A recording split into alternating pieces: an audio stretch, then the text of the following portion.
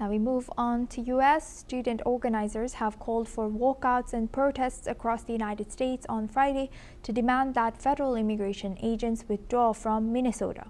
After two fatal shootings of U.S. citizens generated public outrage, the call for a general strike follows last week's protests when thousands marched through Minneapolis in the bitter cold, urging an end to President Donald Trump's immigration crackdown in their city. Meanwhile, a candlelight vigil was held outside a Veteran Affairs hospital in New York City for Alex Pratt, an intensive care nurse at a hospital for military veterans who was shot and killed by immigration officers. Some vigil attendees have responded. Let's listen into what they have shared. It's very important to a lot of people, and sometimes you don't know what to do. You try to do as much as you can, but sometimes the best thing you can do is just to show up at a vigil. But that's what we try to do, because we're in solidarity and we care. We are in this fight with you. We believe in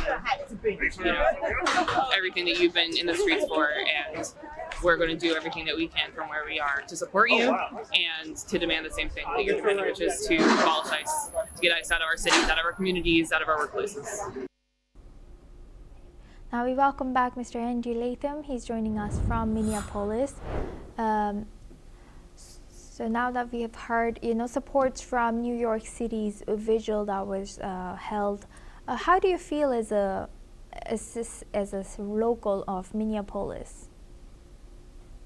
Well, it's a big deal here, despite the fact that there are signals now that ICE might be dialing down its enforcement efforts here. The two tragic deaths have left a mark. The fear amongst in my case, international students and faculty who are here on work visas and whatnot is palpable. People are very concerned, but it's not just a local issue, of course. It resonates across the country, especially in cities where enforcement efforts have been ramped up and where there's large migrant communities. The mood in the country uniformly, I think, but especially in places like the Twin Cities, which have been subject to these enforcement efforts, is really tense, fearful, and there's a lot of anger as well. So that's a toxic brew of emotions that are now beginning to have real political expression. And our situation de-escalating? Well, there's hope there that Kristi Noem, who was the architect and leader of the sort of sweep approach to immigration enforcement, just indiscriminate and broad-based and let's pick up everybody everywhere.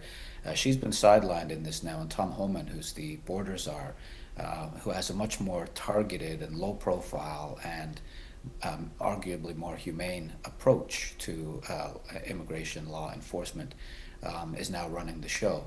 So will the enforcement efforts stop or fade away altogether? No. But will they look different? That's the hope, that they will be low-key, they'll be targeted on criminals, for example, not on just everyday people. Will it defuse the situation on the streets in Minneapolis overnight? No, I don't think so. The bad feelings will be there for a while. But will the proximate cause of that anger go away? I think to some extent, yes. Right. And building on your first answer, I would like to ask, how are international students affected by this whole thing unfolding in U.S. and also in Minneapolis, of course? And U.S. economy, is it dependent, or universities, is it dependent on international students as well? Yes, not only is it good in and of itself, but as part of the business model, international students, part of the revenue stream. Since 2008, Americans have had fewer children, which means that now 19 years later, there are fewer university and college age potential students. And to make up that difference, one of the ways is to bring in more international students. And to the extent that there is a climate of fear, what parent would want their child, legally, by the way, to study abroad? Because the fear is that if you look like you are not quote unquote American, you're subject to this ICE enforcement, this harassment that you don't need.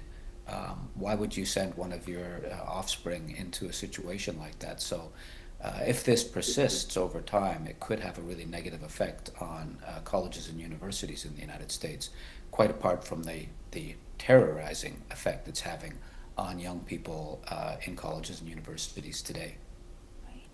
With that, I would like to thank Mr. Andrew Latham for joining us today from Minneapolis and sharing that insight with us on NewsX World. Now we stay in U.S. Democratic